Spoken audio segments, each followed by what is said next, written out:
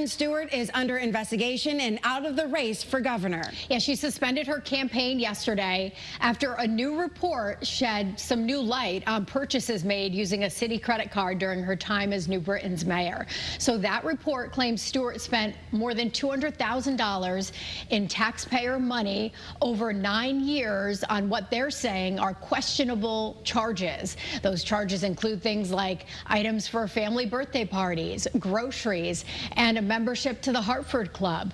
The report says there was no legitimate connection to official city business for a majority of that spending, and only a handful of the purchases were reimbursed. Well, Stewart's decision to drop out of the race for governor has major implications for this year's election. It came just one day before the start of the state Republican convention today. Yeah, your reporter Taylor Knight live in New Britain this morning explaining how the state Republican Party plans to move forward from here. Taylor.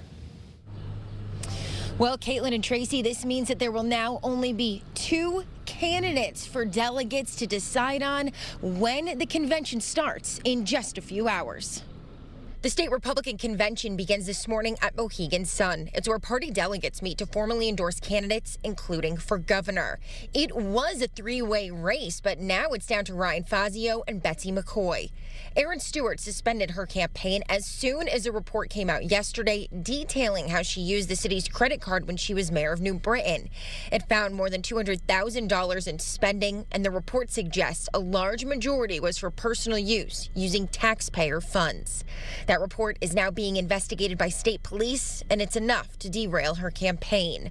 Now the 2 Republican gubernatorial hopefuls say they are ready. Instead of talking about Erin's spending, we're focused on the Democrat spending and how to stop it. We feel excited and energized and, again, focused on what is most important, which is uniting our entire party and building a winning coalition for November.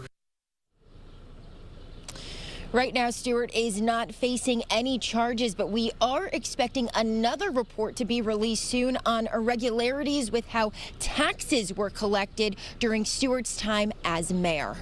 Your reporter live in New Britain, Taylor Knight, Channel 3 Eyewitness News.